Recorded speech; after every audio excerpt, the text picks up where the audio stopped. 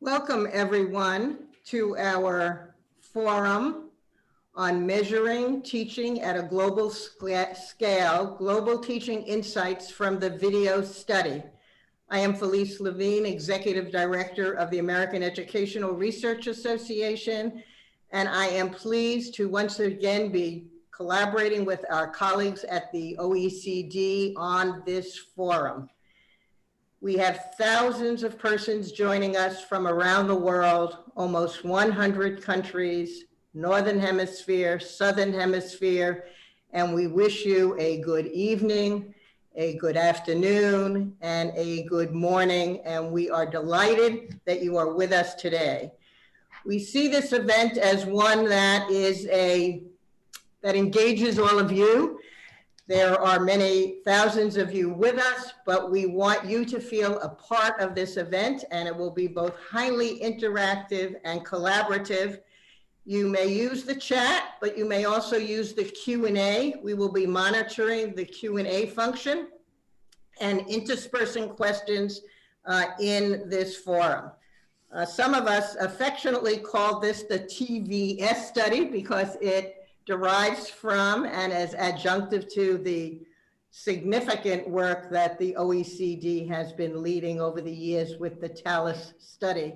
But indeed, rightly, it deserves its own title as the Global Teaching Insights video study. I want to just give a few moments of, I suppose we would say, or my younger generation might say, a shout out to Anna Pons from the OECD, who's been the team leader of this project. And also, nothing of this scope and enormity could have been achieved without exceptional scientists from around the world. And I will not read and mention them all, but high among them, Eckhard Klimi from Germany, Darlene Opfer from RAND at the United States, and Courtney Bell, then at ETS and now at the University of Wisconsin Research Center. They've been instrumental in the creation of this work as part of the OECD community. I just want to mention a couple of technical details. I hope you've already seen the ASL feature that is always part of all of the events that AERA delivers with our collaborators. For those who wish to use the closed captioning, there's a little hash instruction at the bottom. Pick up the arrow and that will also give you the affordance of the closed captioning.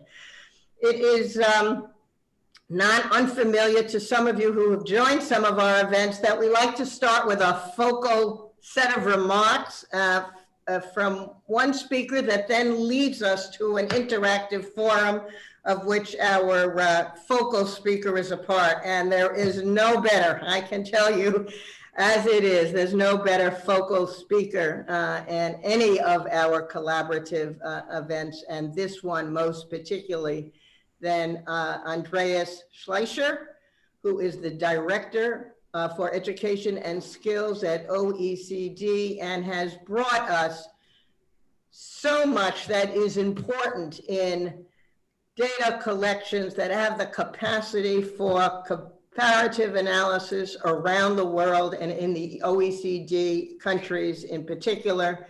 ARA and the United States have benefited from that work, as has many practitioners and policymakers in our community and many, many researchers from around the world. So with that kickoff, we will hear first from Andreas. He will pass the introductions then to Sarah Sparks, one of our premier journalists in the United States and an assistant editor at EdWeek.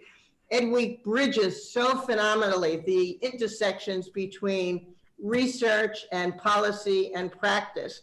And that forum, she will introduce, and do not hesitate along the way to start posting your either chats or your Q&A. And with that, it is a privilege once again to welcome Andreas to an AERA OECD joint event. Andreas? Thanks so much, Felice, not just for hosting this, but also for the fantastic collaboration that you have offered and for also nourishing such an amazing network of researchers. This project really builds on research, not just the contributors you have mentioned, but we build on earlier work of Jim Sigler and Thomas Kane, who have actually invested much of their lives in developing methods to observe good teaching practice. And I must say, one of the biggest privileges that I have in my job is that I have been in classrooms in over 60 countries, and you just see amazing things happen there. We spend often in public policy so much time to push, new and sometimes old ideas top down into classroom. And we devote so little energy to finding the good ideas and scaling and spreading them systematically based on research evidence. And this is really what the Global Teaching Insights project is about. No? It's a pilot, it's emerging. It has only a few countries so far participating. You see them here. And I should also say that for some of the countries, we were not yet able to develop full nationally representative samples. You see that marked here on the slide, but you can also see it's a fairly extensive kind of set of observations. 17,500 students across those countries took part. They were all randomly sampled, not always nationally representative. Sometimes it's regions, but overall, I do believe that we have a very good kind of evidence base. What distinguishes this work from earlier surveys also is that we did not just look for, interesting teaching practice, but we focused on one specific discipline, that was mathematics, just to create a kind of common context. And we went even further. We focused not just on one discipline, but we focused on one content area in that discipline.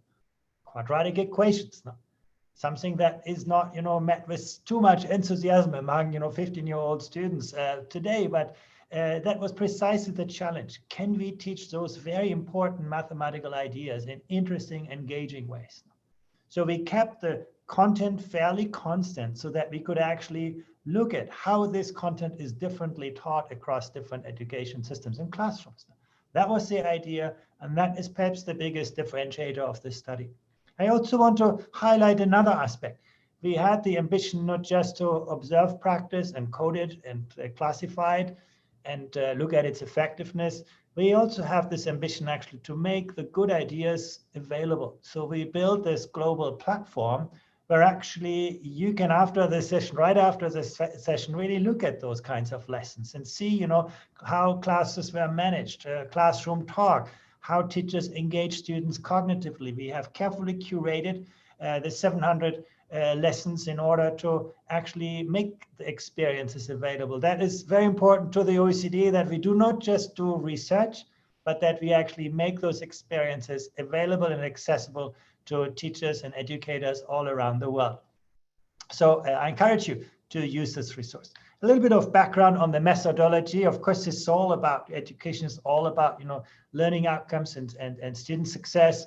This happens in the classroom, and that is shaped by the institutional context, by the teachers, and by the background of students. So we started out with giving students a test in the area that we developed the classroom lessons on, so that we knew what the students knew when they entered into this process. We also gave questionnaires to teachers and students to get a good picture of the context in which students learn and teachers teach. Then we did a first recording of video observation in the middle of that sequence, and then later in the year at the end of the sequences again. So we have quite good sort of observational material. We also collected a lot of information on the instructional context, the materials teachers use, their lesson plans, those ideas. And some of this is also available on the Global Teaching Insights library. So you can actually look not just at the classrooms, but also its experiences behind this. And then, at the end, we tested students again to see how much they had learned. And we actually also gave them a questionnaire once more to look at their experience doing this. So that's, in a nutshell, the methodology. The part which I'm most proud about is actually that the researchers that worked on this study were able not just to observe, but also to codify what they observed. Now, they've developed a common framework that, and that's not an easy task. If you look at teaching practices, teaching cultures across countries, they're quite different. But those countries actually came together, researchers from across those countries, to actually develop a common understanding, for example, how they would how they would observe and then document whether teachers were eliciting students' thinking. You can see that example here. And then they rated the teaching materials and the observed lessons. So this coding is really the backbone of the study. It's a common methodology for how we translate what we observe into common practices and ultimately some data that we can process. We unpack teaching into 3 domains: classroom management, social emotional support, and then, of course, instruction. When we look at this through the eyes of the raters, the first thing that you can see on classroom management, actually the observations were very positive generally across the countries that took part. Basically, the observers found what they expected as good practice. When it comes to social emotional support, more patchy and more varied, the warmth of the classroom and the kind of how struggling students received additional support and so on. Sort of not all of the expectations of the researchers were met, and most to do is really on the instructional part. Now that's where the people who developed the coding frameworks had much higher expectations than what they actually saw in classrooms. But again, also there, you can see variability across the education systems that took part.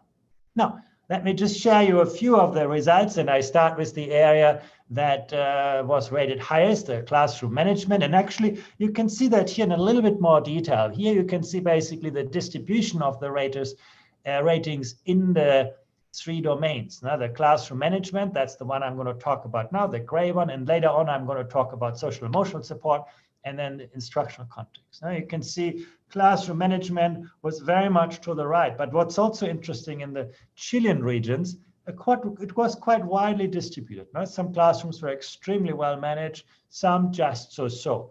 You compare that with Shanghai, where actually the distribution was very, very narrow. We did not see kind of much deviation in teacher capacity and ability to manage an orderly classroom. Sort of a very narrow distribution, very consistent practice. So that's the first observation. In some countries, there's a lot of variability in practice. In others, that is much more consistent. Frontal teaching has been the most common way of teaching. That's perhaps not so much a surprise. You can see sort of the whole group instruction always sort of as the highest mark. But then you can see some difference. For example, if you compare Madrid and Shanghai, they're not very different in a strong focus on whole group teaching, but whereas in Shanghai, there's also a lot of individual learning going on where students study on themselves for themselves. That's very less common in Madrid, and so on. You can see Japan becoming more, in England, again, more similar to the example of Shanghai, Colombia more similar to the example of Madrid. You can see there are patterns that actually are quite distinguished by the different education systems. That's, I think, a first interesting finding, that you do not see that all of this overlaps, but there are quite distinct patterns that must have to do with the kind of ways in which teachers get educated, or the classroom are organized, or the expectations that are placed on systems.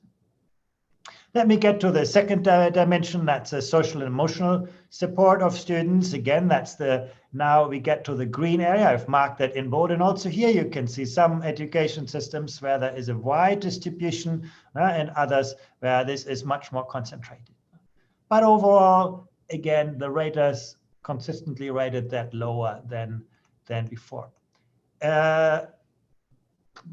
Generally, this is a very positive picture when you look at respect in classroom interactions. In the classrooms that we observed, there was a lot of focus on having a classroom environment where people would listen to one another, use appropriate names, have a respectful tone to interactions, and sort of saying please and thank you, things like this. So we have found no classrooms in which teachers and students consistently demonstrated disrespect and things like this. So that, I think, is a very kind of positive outcome. When it comes to sort of the broader emotional support, classrooms were neither warm nor cold environments. You can see more orange and red also coming in.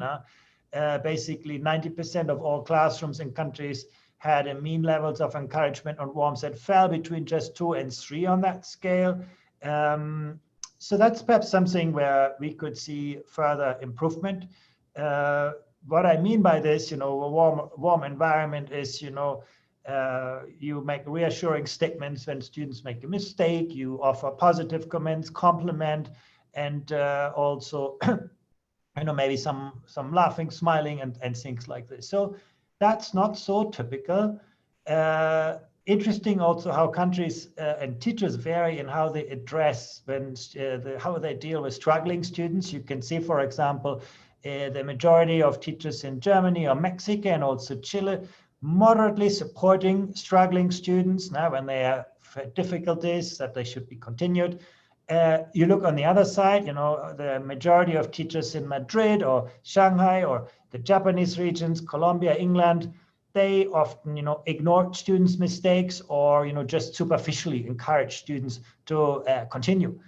So that's where you see also great variability, and this is not just between systems, but also across the systems.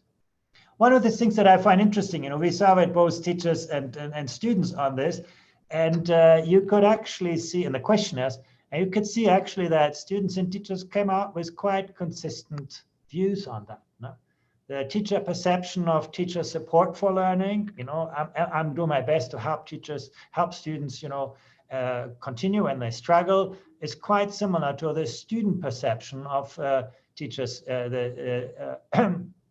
teacher support. And the same when we surveyed them on the quality of the student-teacher relationship, you can get again a similar coherent picture, which is, I think, reassuring that sort of the perception of teachers of their work is mirrored by the perception of students about this, at least when it comes to those kinds of social and emotional aspects.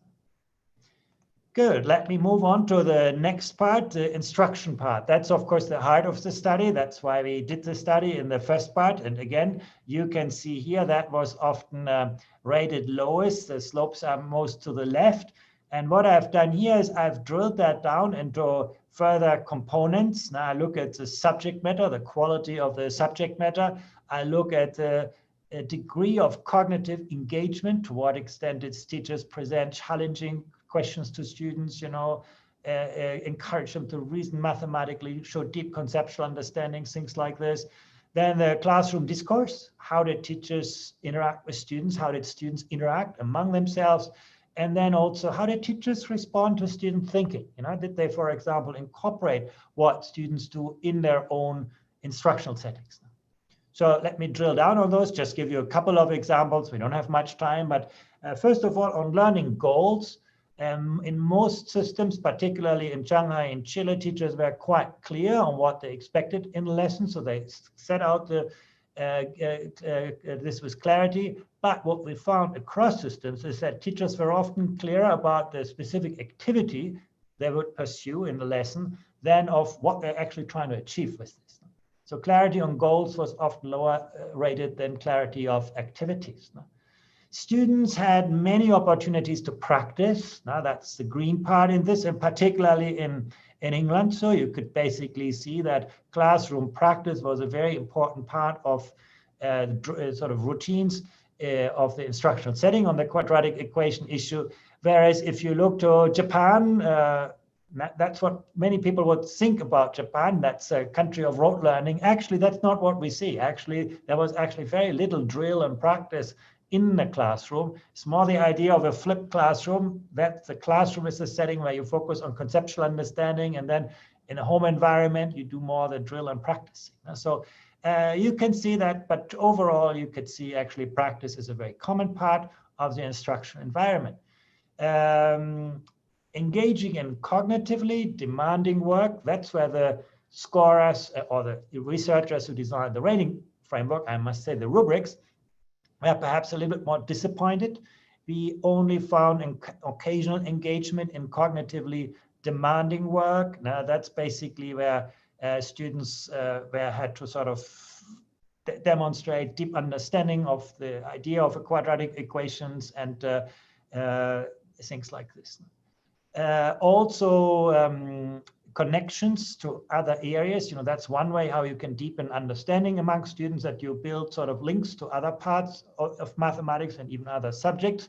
And also that has been less common than what markers would have expected or put into the kind of rating scheme of good practice. There were also few opportunities to notice patterns or make generalizations, except in Shanghai. So basically students are always encouraged to actually find the idea by understanding similarities and so on, but that's not a very common thing, particularly not in Chile and Colombia and Germany. So more red than orange or green here. Where teachers are using students' thinking in the instructional context, for example, the student may raise a question or have a very interesting answer, and the teacher is then picking that up to embed this in the instructional context. And there you can see that is more common in systems like England or Germany, Japan, less common in Colombia. But overall, you can see again, there is more yellow and green than on the previous slide. So many teachers seem to make an effort to actually engage the ideas of students in the instructional context. Surprisingly, actually very little use of technology being made, and where technology was used, it was often just, as a communication vehicle. We found very little use of technology we made, for example, to graph a quadratic equation. There were some good examples, and we have them in the video library, but overall, that was not so common. Where teachers used technology, it was just to show a PowerPoint, but it was not used as a tool to really deepen students' understanding of this issue. In most of the education systems for which we have data, it looks a little bit better in England and in Shanghai, but even there, the orange part is pretty long. So that may have changed after the COVID pandemic. Who knows? Let's hope so, that people will look at this differently. But I think so far, that's not what we can observe. Last but not least, again, you can see very, very different ways in which teachers engage students in this topic of quadratic equations. The left picture, I think we took that in Colombia, where students had to do some role play. This is how you use that equation to solve a real world problem and so on. In other countries, it was more sort of presenting the idea and so on. Very, very great variability. The last question, of course, always is, did we observe any effects of what, there was teaching practice that was established as high quality teaching practices by the researchers who developed the rating frame? Were those ratings predictive of student learning gains?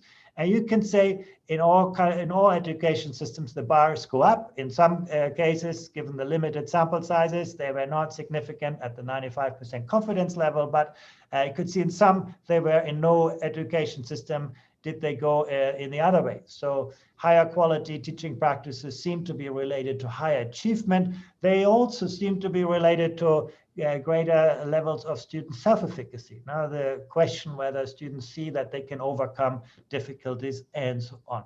So that's all I wanted to share with you. Once again, you can see the examples on the Global Teaching Insights digital platform. We also, as I mentioned, we have not just videos, we have also the supporting material from the lessons, the documentation, the teachers' kind of goals, and we also provide a tool for teachers to use that for themselves. The rating scheme, we have converted them into observation charts so that if teachers want to use this to classify their own teaching, they can do that. Last but not least, in this moment of crisis, we are very keen to collect additional material on how teachers deal with the COVID pandemic and how they adapt their instructional environment. So if you have teachers who would want to submit material, I think that would be valuable resources to teachers anywhere around the world. And with this, I will close. I have exhausted my time and look forward to the discussion. And with that, I hand over straight to Sarah Sparks, please.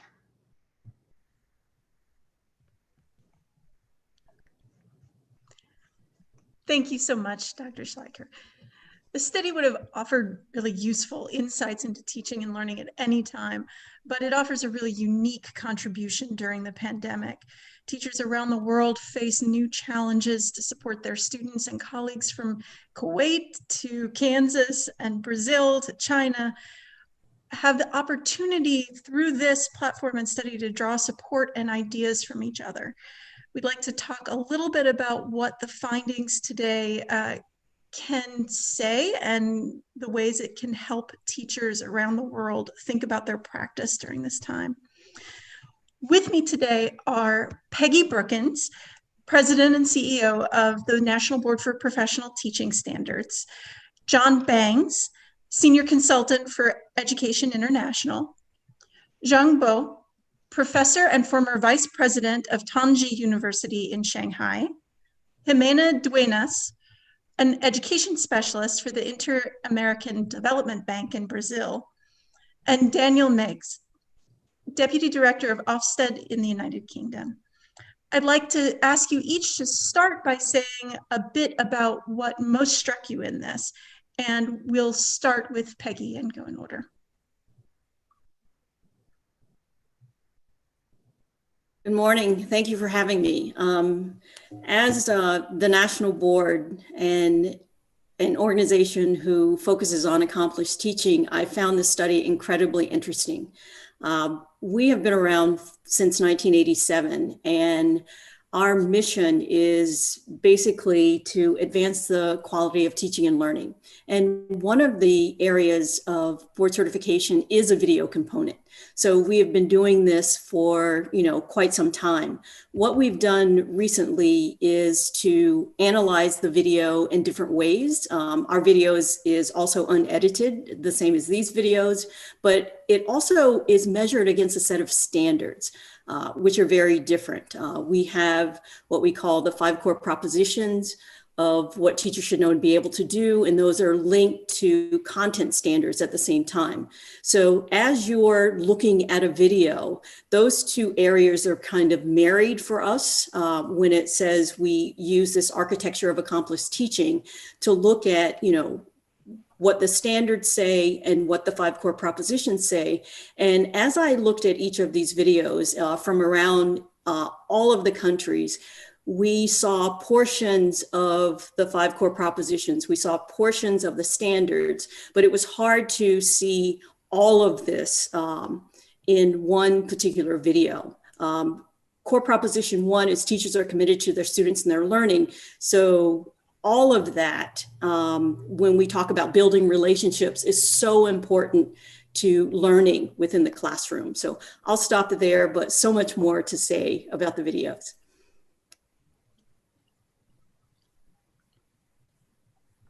John?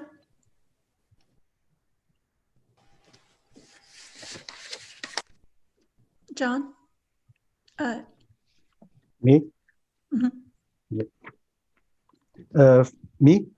Yes. Okay. Thank you very much. Good morning and good afternoon to all the colleagues in the audience. First of all, I'm very honored and very pleased to be part of this conference and part of this discussion.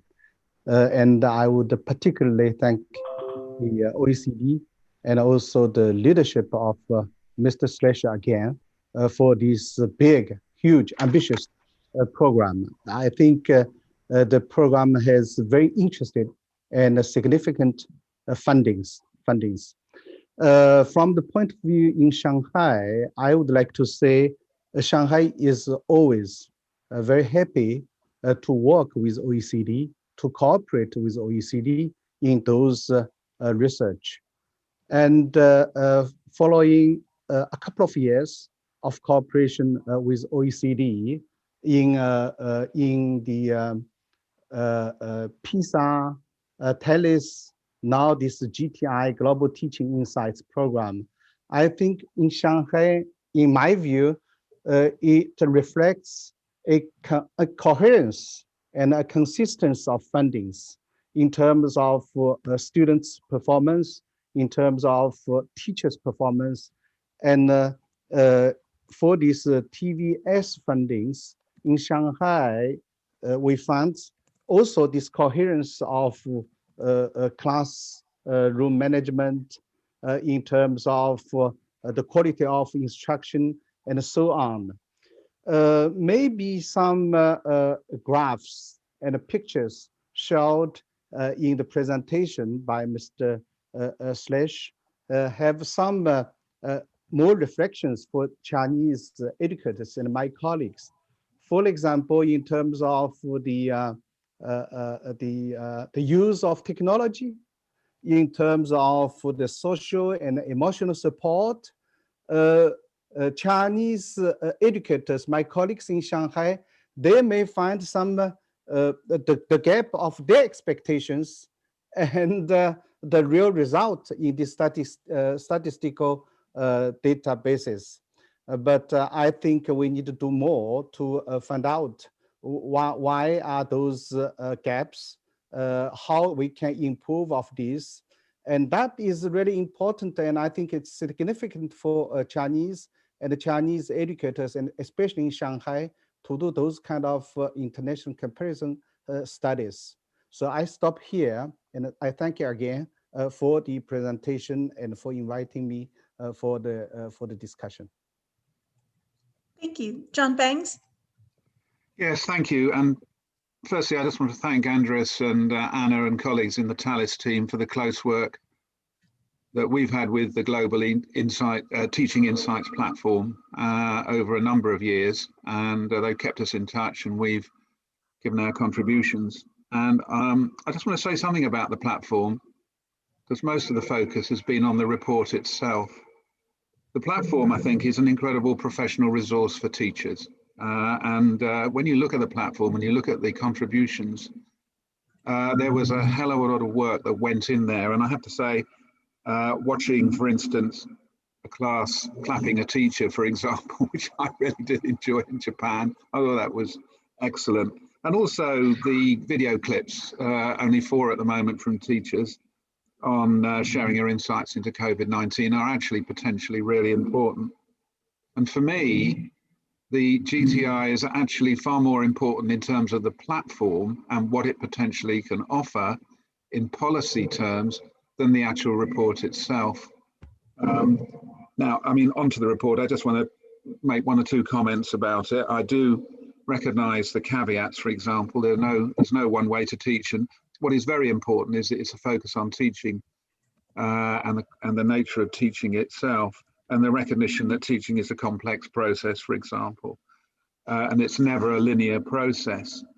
But the goal, it was reliability and validity, and I do have some skepticism about using the 4 levels of observation, for example, in it.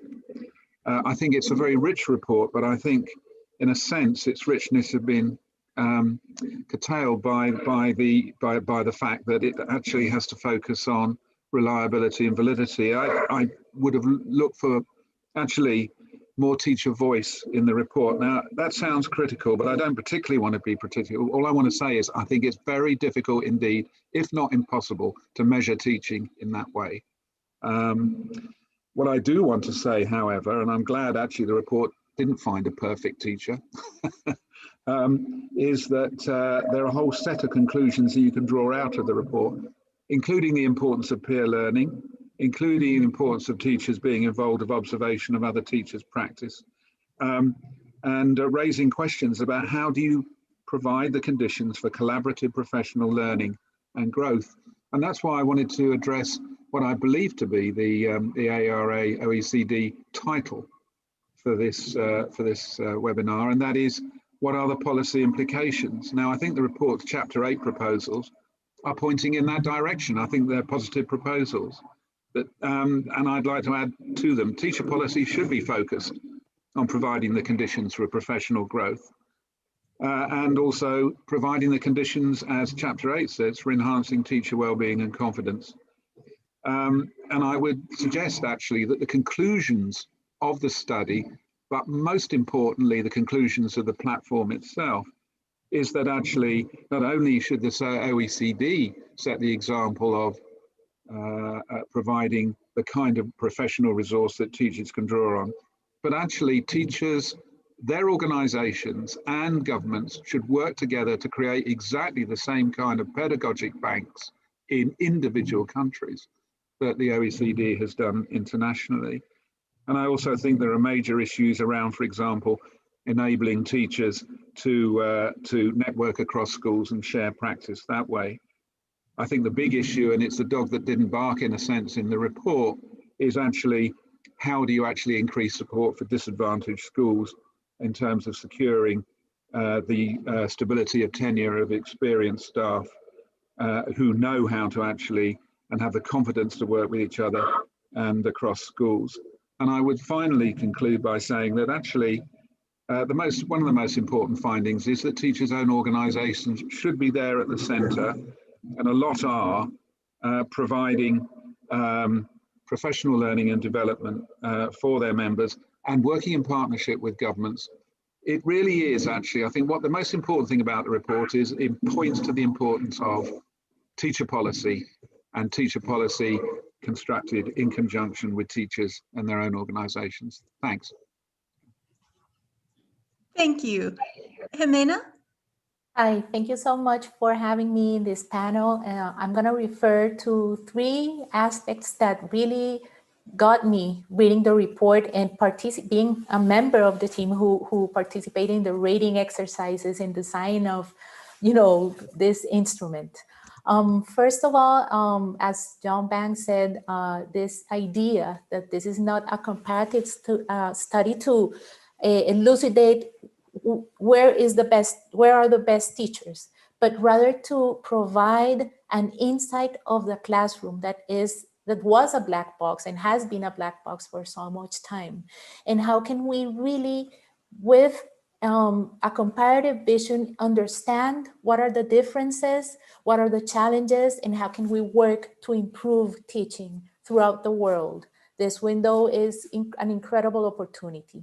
And from the report, I would mention 2, and they're going to be integrated. The first one is the one that Andreas mentioned in his presentation about frontal teaching. Frontal teaching is 88% of, on average, is frontal teaching in all the systems. That means that we're going to have, we have lower interaction, and thus that can affect a little bit social emotional support and encouragement because teacher is on the front.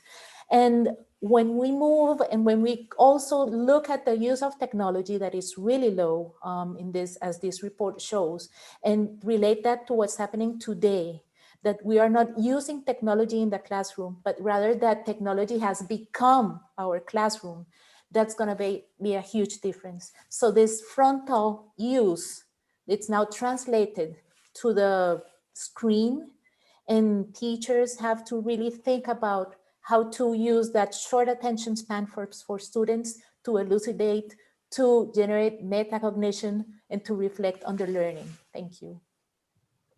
Thank you. And Daniel? So really, really interesting study, and I very much enjoyed reading it. And international studies are always very illuminative, I think.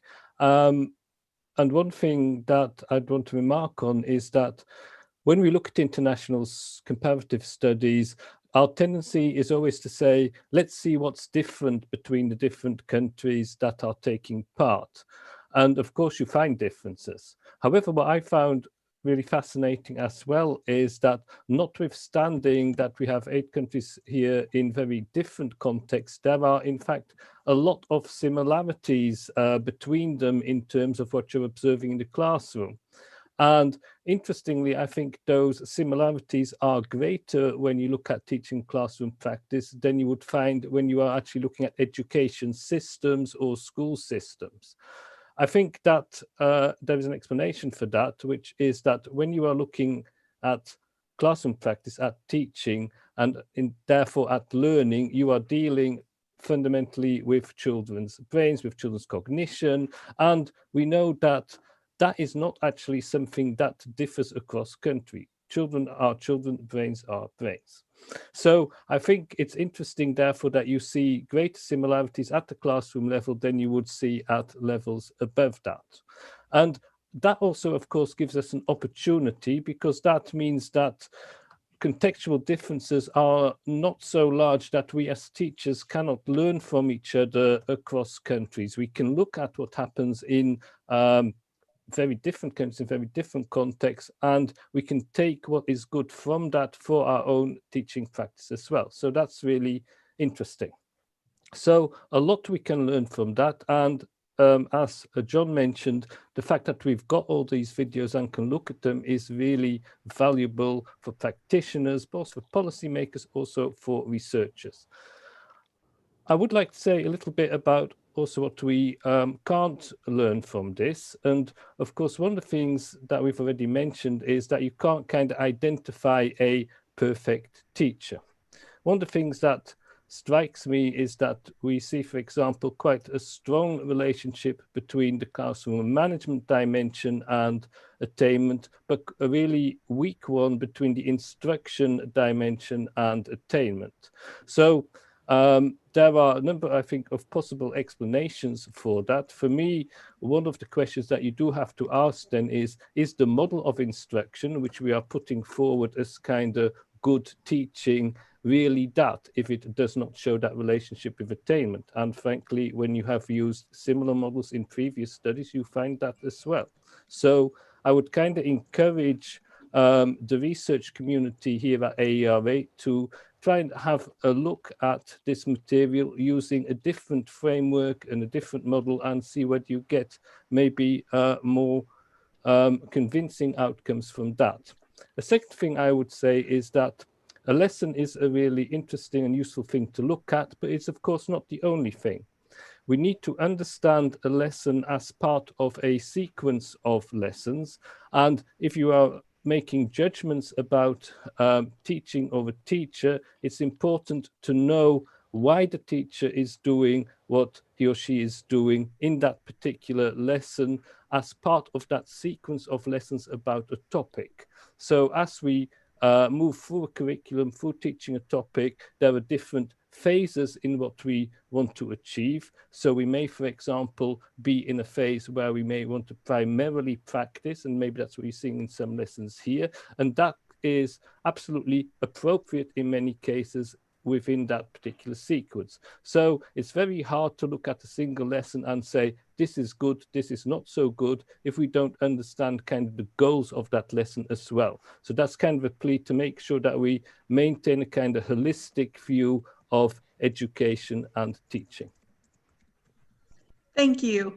And before we get into the main part of the panel conversation, I noticed a lot of folks were asking questions about how the teachers and samples were chosen for this.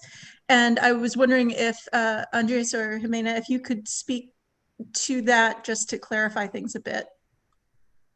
Yeah, absolutely. I think first of all, on the samples, there were also a question to what extent they are fully representative, and that is the case for the regions in Chile, for Colombia, for Mexico, and also for Shanghai. Whereas for England, Germany, Japan, and Madrid, we had to focus on subsamples. So we then there cannot make full claims on representativeness. So when I say representative, it means that the teachers in the classrooms were randomly chosen and can represent the education systems in terms of their student population. So I think that is being assured in the study. If I may just offer a couple of comments, I think these are really, really good questions that were raised. I think the point that John raised, how do you strike a balance between, focusing on what is really ingenious, unique in the situation, and then develop a coding scheme to sort of describe that in systematic. This is always a tension, making generalizations while keeping the specificity. I think the great resource of this library is that people can develop their alternative codings. And also Daniel made that point. I think this is what I would really like also to encourage the research community. The source material is available. You can look at those lessons and then see to what extent, alternative ways of coding might yield different results. Overall, Daniel, you said their effects were weak. I actually found them, given the sample size, amazingly strong. So imagine that we only capture, one slice or two lesson experiences in a whole string, and we can actually map them to student attainment. I think that's quite a remarkable result. But again, one should look at alternative ways of framing and coding this, and maybe one gets different answers on this. On the question of policy implications, for me, I think there are some very obvious things. The first is engaging teachers more into the research themselves. What you can see here is actually how much we gain by seeing how different teachers teach the same material very differently. But often, teachers are so siloed in their classrooms that those experiences are not there. For school leaders to build a more collaborative culture, to provide more opportunities for professional learning communities, classroom observations, collaborative professional teacher development. There's so many things that public policy could do to create a stronger sense of, professional autonomy in a collaborative culture. Very last point, Jiang made this point about technology uses. I must say, I've been many times to Shanghai in classrooms, and this is the place where I'm most amazed by the use of innovative technology.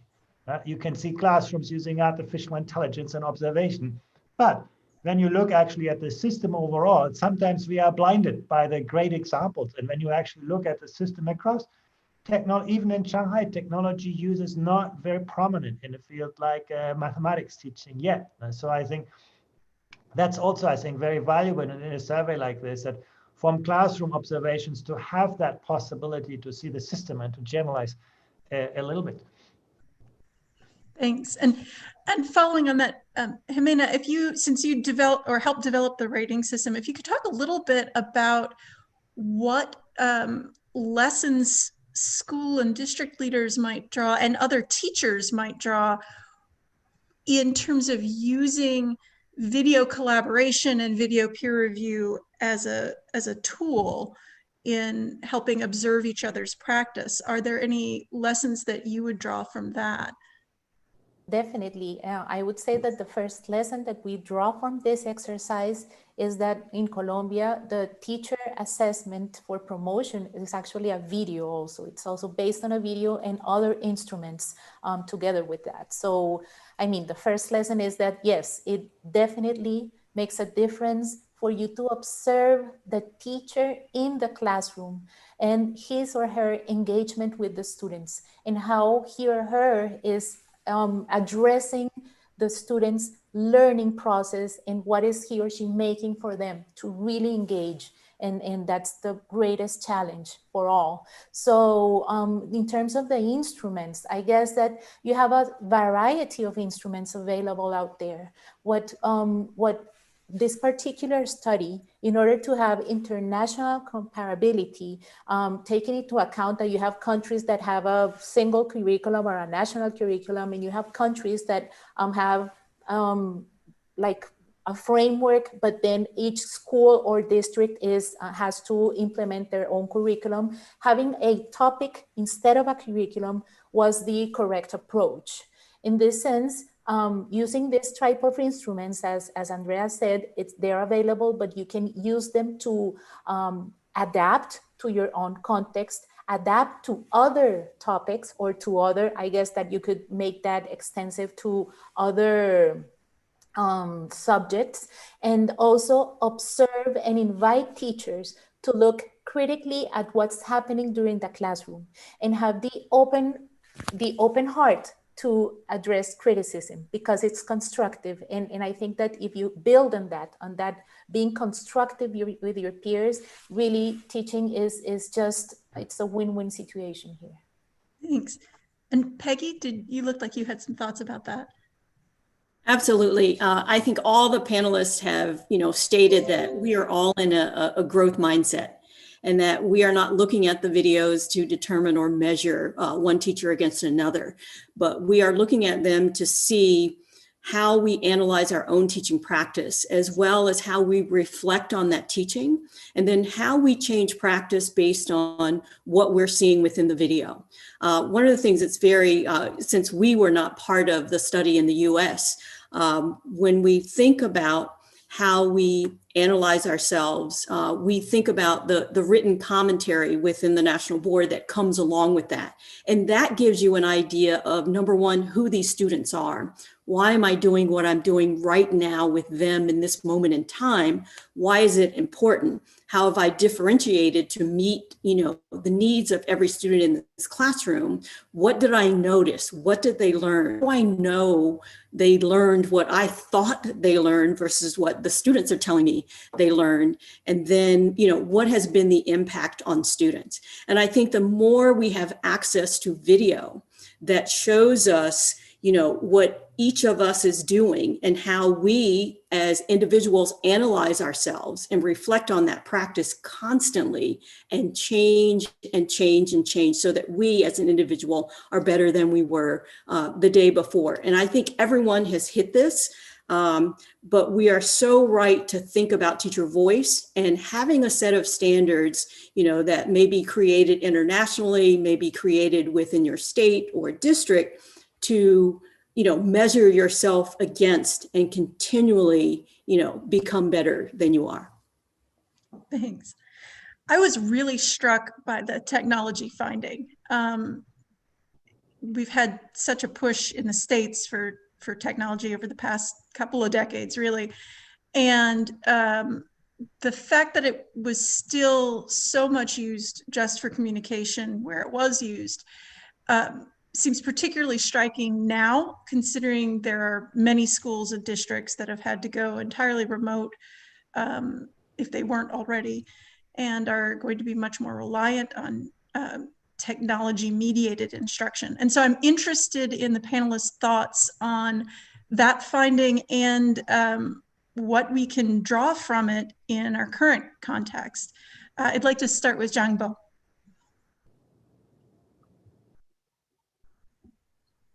Okay, yes, I have the same thought when I read the report of these TVS fundings. I think if we look at the use of technology, we have to look at different dimensions. First of all, the teachers, to what extent the teacher can really comprehend the current use of technology. The second dimension is to look at the students side, and also the community, their family, and so on. In my view, those videos, those researches were made a couple of years ago, 2 years ago, and because of COVID-19. During the COVID-19, it is a push for the use of technology. Now, if Andreas Schleicher lead again another study of the video study in Shanghai, you may find a huge improvement in the use of technology. So the families are pushed by this COVID-19 to use the technology, and the teachers are trained and pushed using the technology, and students. And I must say that now students are ahead in using technology than teachers in some way.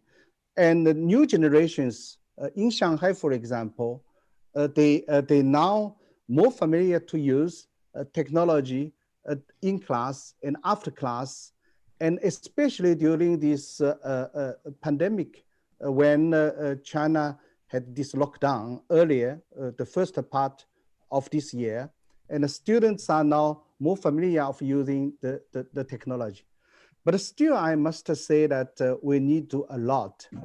Now in Shanghai, we have two groups following closely the fundings of OECD. One group is based with our Shanghai Normal University, leading by some professors in doing studies of those fundings. Another group is based with Shanghai Teachers Training and Development Center.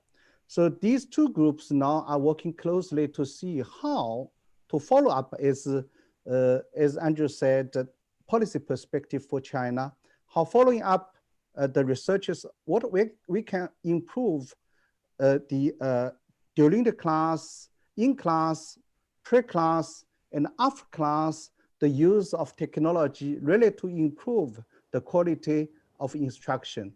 And I think those findings are very interesting, as my colleagues said earlier. And we are going to see what we can do more to improve this. Thank you.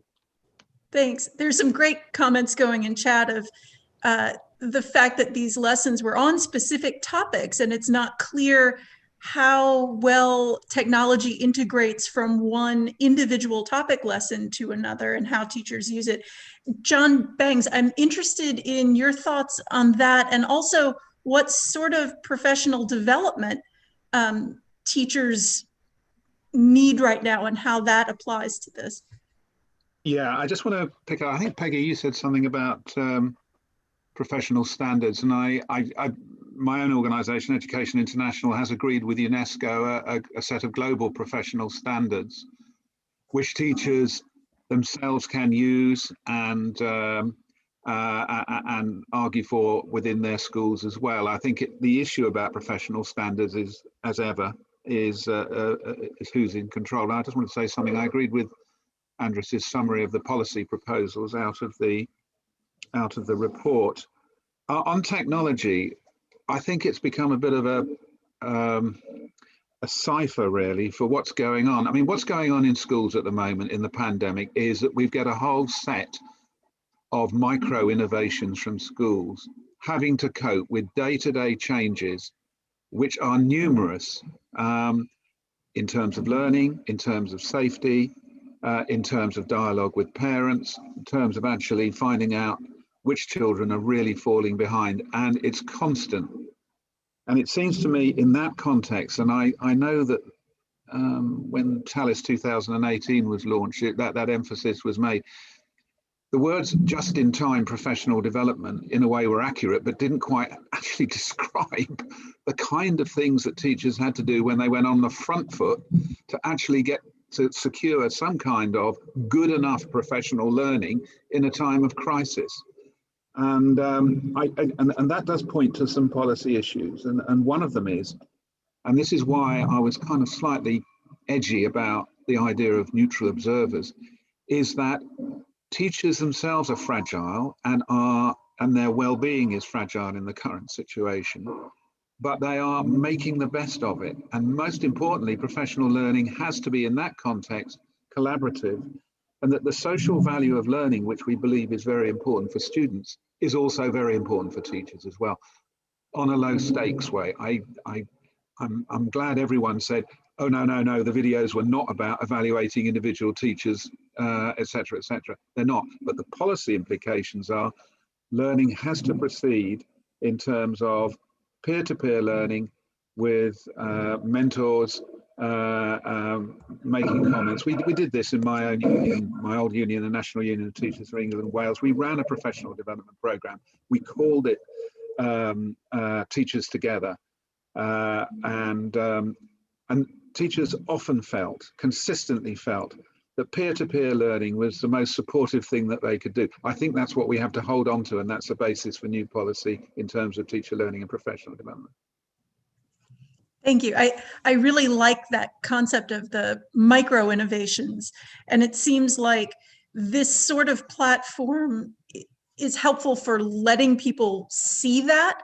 But I'm interested in your thoughts on the policy level supports and the either leadership level at the school or district level, but also governmental level policy supports for this sort of collaboration among teachers within a country, or even more so between countries.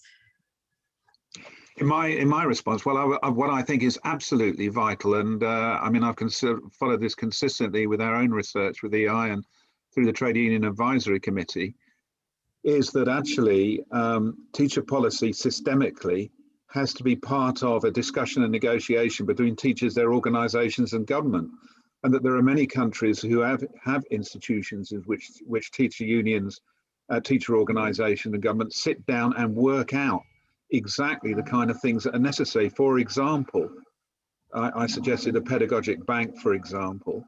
And in fact, historically, some countries have done that. I've been very, very impressed with the partnership, for example, that the Finnish union's OAJ actually has with the Finnish government, for example, on how to move forward collectively and jointly on that. That actually what teachers need to do is understand that the professional support they receive, they have a stake in, they're involved in, and they're changing and being involved in terms of creation of their professional learning.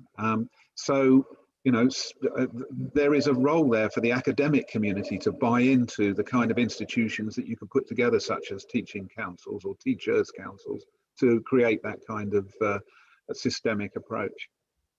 Daniel, what do you think? So I think that, first of all, we need to be clear that whereas we always say it's important to kind of collaborate, it's important to learn from each other, that's also not a panacea. It's not just by getting people to collaborate that automatically that will lead to better outcomes, to better systems, etc. What we find much more is that to make that really lead to improvement, you need to have systems in place, structures in place that allow that collaboration to be purposeful, to be goal-oriented, and sufficiently sustained over time, so that you can really build in that support and make sure that it's relevant to the teacher and relevant to the school they are in.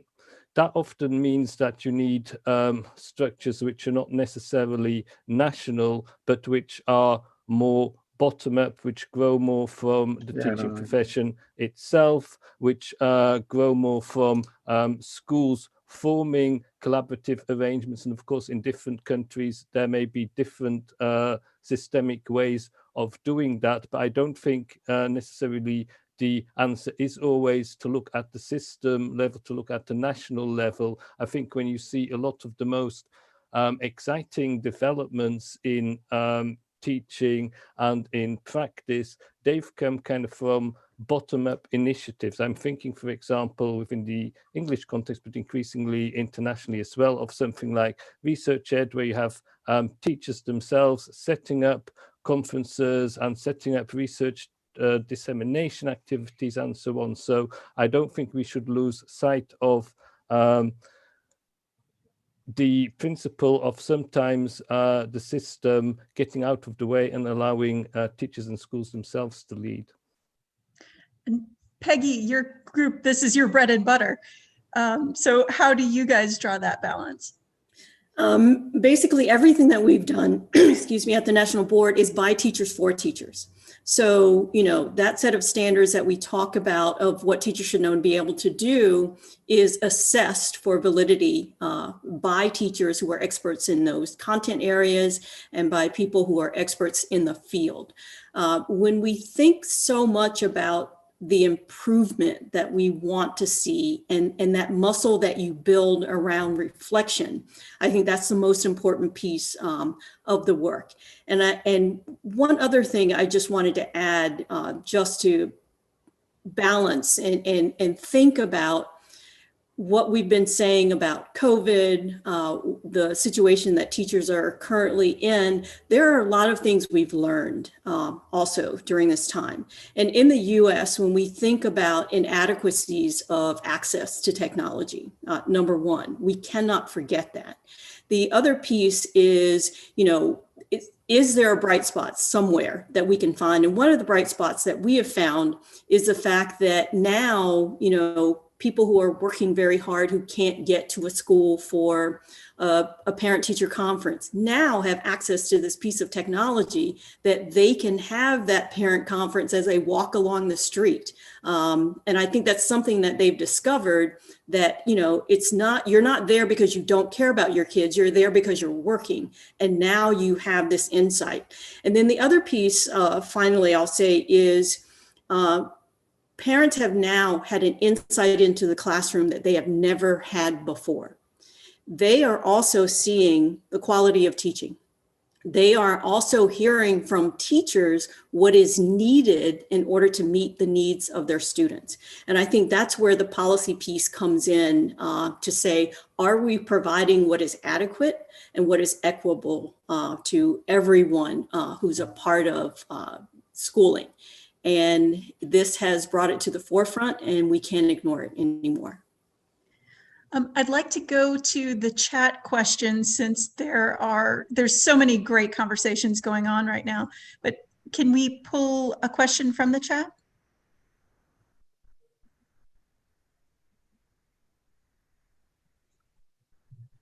Sure. So there were a number of questions posed about the rating system and more broadly the role and implications of rater-mediated teaching performance assessment globally. So it would be useful to have some of the panelists speak to their perspectives on the changing role of rater-mediated teaching performance around the world. Jimena, do you want to start with that? Yeah, of course. And particularly in this, in the rating exercises that we had in the early stages of the Global InSights study, it was really interesting because we had like the broad categories defined, and the rating exercise basically, and I've seen some questions going around that, is that you don't have a Colombian rater rating a Colombian teacher.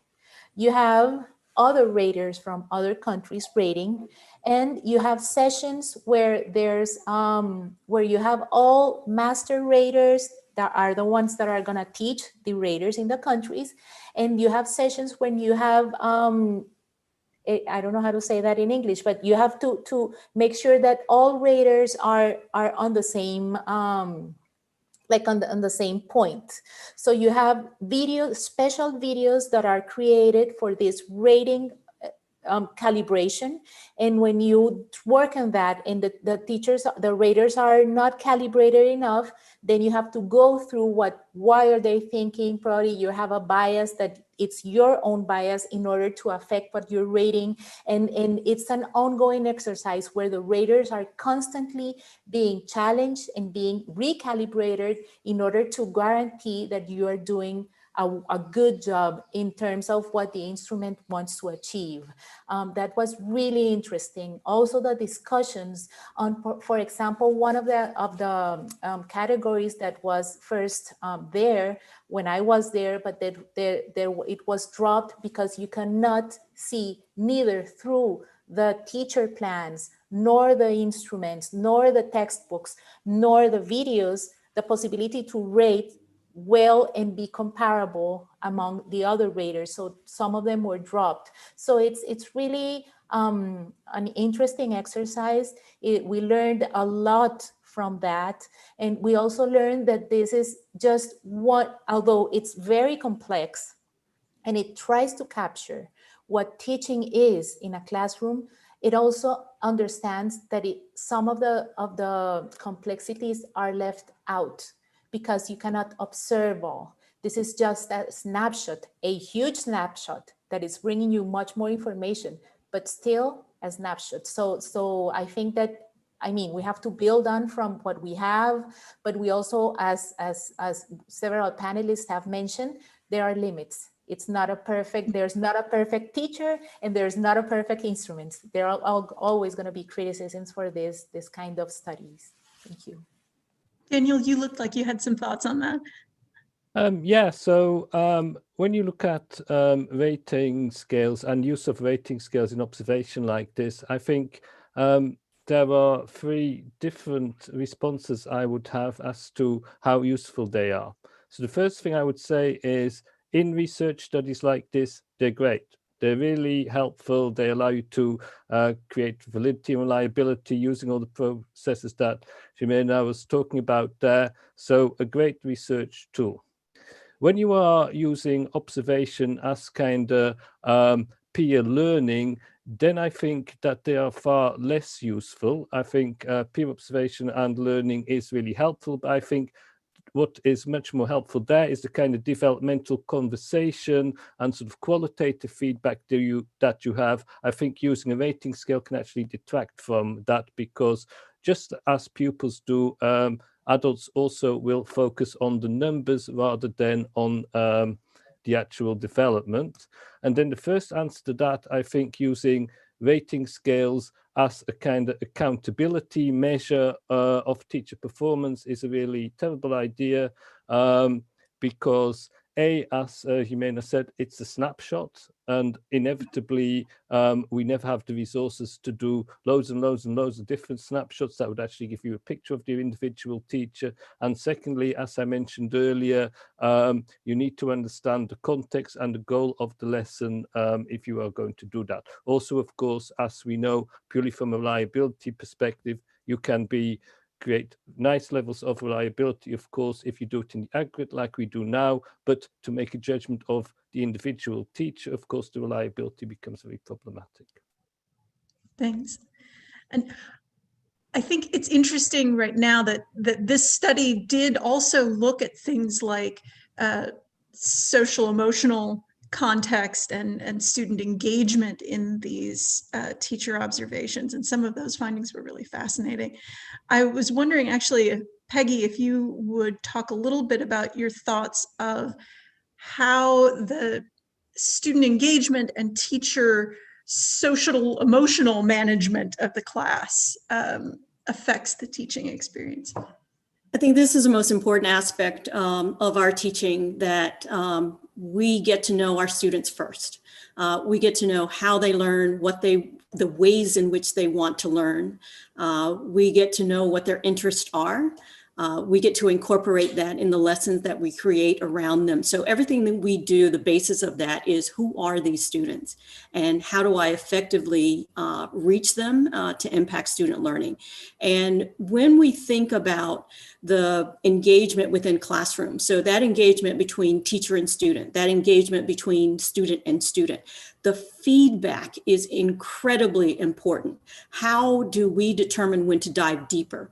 How do we let the student realize their mistake, and by asking and probing with questions that will get them to the point to say, oh, there is my mistake. This is where I made it. So that deeper learning occurs there. But also to have, we think about the mathematical practices. My background is mathematics. I taught for 38 years.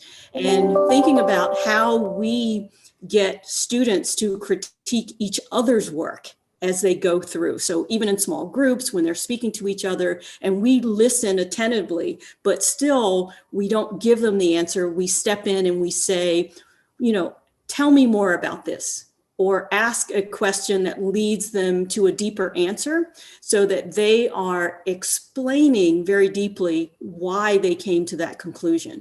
And then one piece of the videos that I was watching when it came to mathematics was, some of them went straight to, the analytical piece of that. And so many kids have missing gaps to always start with the concrete and then move to the semi-concrete, the semi-abstract, and then the abstract, so that they understand and can transfer knowledge in ways that they had not thought about before, and finding those patterns and making sure they know when something is repeating. But it's that interplay of getting feedback, giving feedback, and making decisions on the feedback you've just received. Jung-Wo, I'd be interested in your thoughts on that. Yes, I think it's when in classroom teaching, very important for the teachers to have more interaction in terms of social and emotional interaction. The thing is, I think it's somehow to some extent, teachers, they design their classroom teaching with some differences. So they design with some individual characteristics. But in the case of Shanghai, I really want to talk about Shanghai as shown by the graphs and pictures, that there's some difference in terms of social emotional support with other countries and economies. I think there are things to be taken into account. We are talking about 40 minutes in class teaching. So as I understand from the Chinese, the way of designing class is they have specific goals. So in these 40 minutes, what they want to achieve, as shown by the earlier presentation. And in these 40 minutes, teachers, they have the particular goal to achieve. So students follow the teachers in the process of learning and in the process of teaching and instruction. Then in terms of emotional and social support, the tutoring after class somehow happening. So this may be not taken into account in the Shanghai case in the study. So as I understand, for some schools that I observe, then teachers have some responsibility and monitoring also the students after class. If students have difficulties, then they are going to help them individually after class, not in class. So those social emotional support happen more in those after class exercise rather than the in-class exercise, so that they can keep the process of teaching and learning in class. So this is maybe should take into account in the next step of research and the studies. And it strikes me also China and Japan comparison. And I understand that as the graph showed, there is difference also between China and Japan. Also, I'm very interested in that case to see how we can do further comparative studies between China and countries like Japan. This might be more of a question for Andreas. Does the platform allow more detailed comparisons of video lessons from clusters of countries, so that you could compare, say, the way a teacher in Japan versus China approaches a particular topic? You're muted. You're muted. Sorry for that. That's exactly what the idea of the platform is, really. It is providing the material, and you can actually look at the same context, how it's taught differently across different kind of contexts. That's where I think the values, that's also where the challenge is. Like some people say, well, it's difficult to compare across countries and cultures.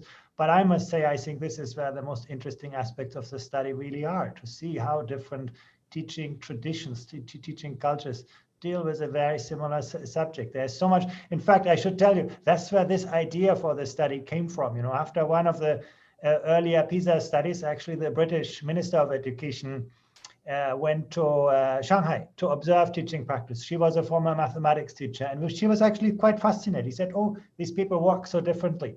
Why can't we get 50 teachers coming to Britain to actually help our teachers to understand how they could teach differently? And this has sparked so much collaboration. At the beginning, people said, what can we learn from each other? We come from different languages, different cultures. But now, 5-6 years afterwards, this has become an amazing collaborative project. There's so much that we can actually take away from this. Technology, the same thing. You can say, well, is technology a good thing or a bad thing? I don't think we have an answer. But you look at this video platform, you can see how technology is deployed in so many imaginative ways in different contexts. That's exactly the design of the platform. It doesn't come out with any kind of rating of the teacher's work. It's just putting it up, putting it together with a coding scheme, which we do believe is important, because you need to sort of give people some tools to put structure into the observation. Just watching a video doesn't help you really understand the structure and the ideas behind it. So that's where the coding comes in. But the essence is really what you say, to provide, a tool to look at different lesson experiences in different contexts. Lori, I think there's time for another question from the chat. Okay. So one of the questions posed is about the potential to apply the system of observation more broadly. So this participant noted that the observation system is directed at what this person characterizes as non-performative subjects and lessons. So what potential might there be for using a single observation system that allows for comparison across different domains of learning? For example, lab-based lessons or things of that nature in the classroom that involve different kinds of engagement between students and teachers. John Bangs, do you? Yeah, I would be very wary and skeptical about a common reductive instrument that tried to actually see an approach. I very much agree with Daniel, by the way, about the nature of peer-to-peer iteration and conversation on that. What I do think is important is that you set out a set of parameters in that situation. I was kind of interested actually in the GTI code of conduct in a way, which I thought was useful in that area. Classroom observation and on a peer-to-peer basis is a skill, and it's about trust. And that's the most important thing, about knowledge and about support and the need to learn. And therefore, trying to find the holy grail of a common matrix which operates in that situation, I do have some, as I say, real skepticism about it. The most important thing is, how do you provide the conditions for that kind of collaborative analysis of each other's practice, and how do you actually create the systems for support? And people feeling that actually when they're up against the wall, for example, with a particularly tough class, who can they talk to in that situation? That's more important for me. Thanks. And actually, John, I'd like you to go on if you have any final thoughts. I think we're getting close to the end. Sure. And try to keep comments quick if possible. Yeah, there's something Daniel said, actually. I certainly don't equate being systemic with top-down operation. I think it's being systemic is actually the opposite of imposition. But what you do want to do is to have a situation where schools and teachers feel that they're operating within a common framework which they can buy into. And therefore, I would like to see countries understanding that teacher policy is about enabling teachers to connect with each other's profession at local level, between schools and with each other, and that the terms and conditions of teachers recognize that teachers' professional voice within schools is paramount to the success of the common enterprise of learning within institutions. And that's what I want to see happen. Jimena? As I have said, I think that this study, it's really has to be seen as an opportunity, not only for teachers to have an insight into what's happening in the classroom, to learn how to observe critically, to understand the instruments. If there is nothing that it's gonna, as we didn't speak about this, but I would just like to bring two things. One is that this is not assessment for promotion, but it's really for professional growth. And the opportunities of professional growth. And something that we didn't mention either is that how are the universities gonna take this study, for example, to analyze how teachers are being taught during their training, or during, not their training, but during their learning process in the universities, and how can this also shift some paradigms and move forward. And I think that it's also, I mean, it's important for universities to be part also of this discussion. It's really relevant for them. Daniel? This study is really great and really useful, and I particularly, once again, would like to promote the availability of all the videos. However, as kind of final word, what I would say is that process, how we teach matters, and it matters a lot, but let's not lose sight of the what, the content of what we teach, the curriculum. That matters at least as much, and sometimes we kind of forget that with our focus on pedagogy, with our focus on process. So look at the what as well as the how. Yingbo? Yes, I have some quick comments on it and my thoughts. First of all, I think this study is very important and significant. But I must say that is only a start, because the countries involved still 8, not yet the large numbers. And also, I would think that to some extent, we still have to explore further the meanings of those findings, and we have to communicate those findings to more to the community at large. But I have 3 suggestions in mind. First of all, I would recommend to Shanghai people really think about to what extent they can really improve already existing a collaborative system of teaching. Because in Shanghai, we have at school level, we have a team working system established. Then at district level, they have a supervisor for teaching. Then at the municipal level, they have also supervisors. So this has already been established a collaborative teaching profession system, how to improve it to help teacher in their development. As I understand, the teaching profession is not an easy profession. So to help them is very important, especially during this hard time. Then the second suggestion I would like to say that we need more cooperation at a large scale. A study like this is very, very costly and complex. The individual effort cannot accomplish this. Only together we can accomplish such a complicated and important research. The third thing is, I think there are a couple of dimensions yet to be taken into account. First of all, I noticed that in this study, big regions like North America are not in it. The America, Canada, United States and Canada are not in it. And also a large part of French-speaking countries are not in it.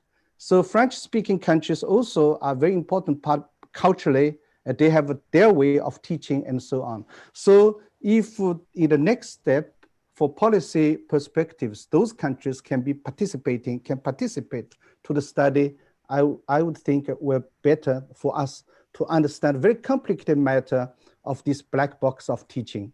Always teaching is, we can do a lot, but we can never really understand this black box of teaching.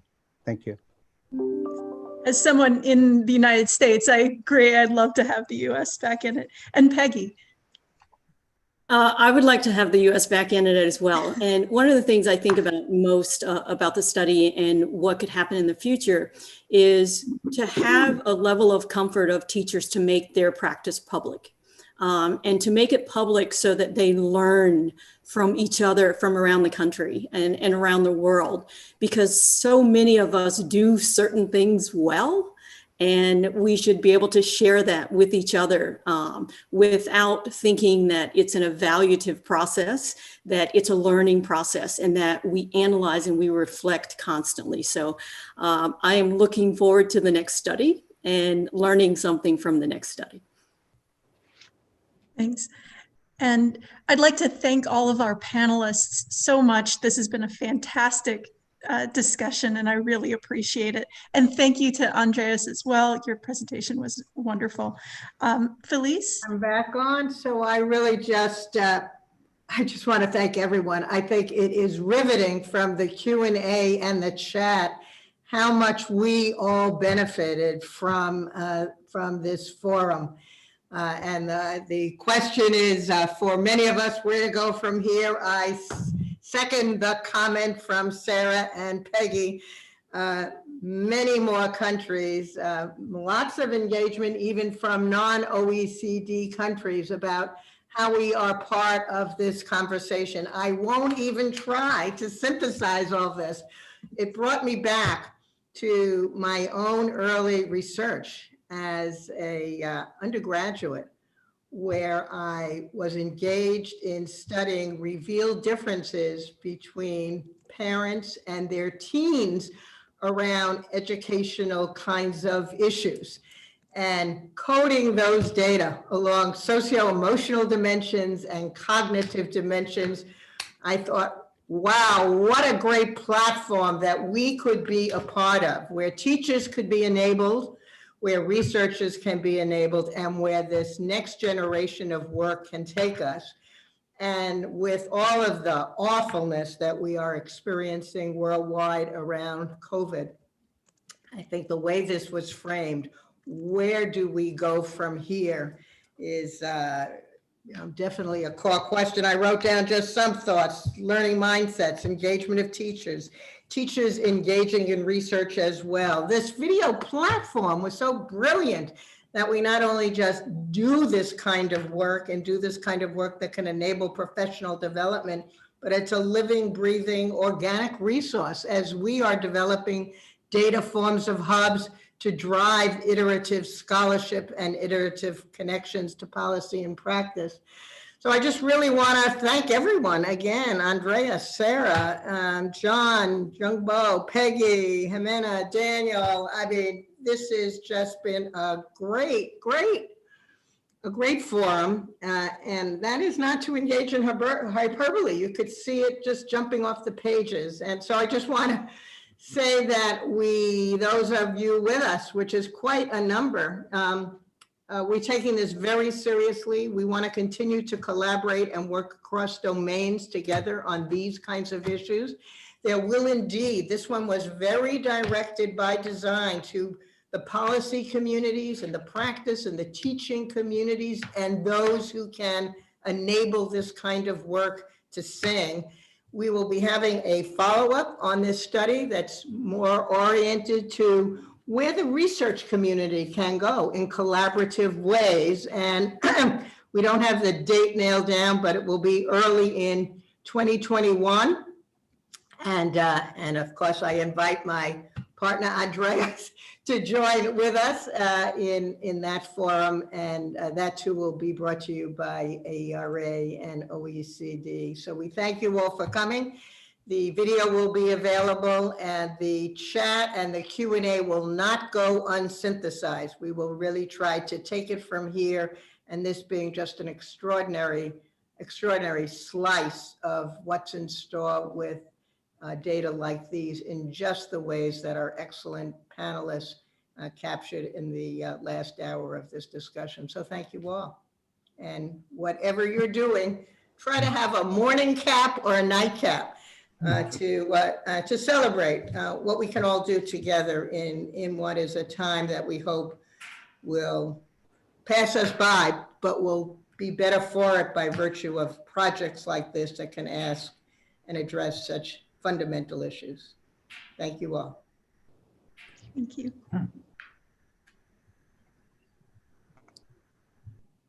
Thank you. Thank you all. Thank you. Bye-bye. Thank you. Catch up. Thank you, really. This was quite spectacular. Bye-bye. Peggy, we'll get together.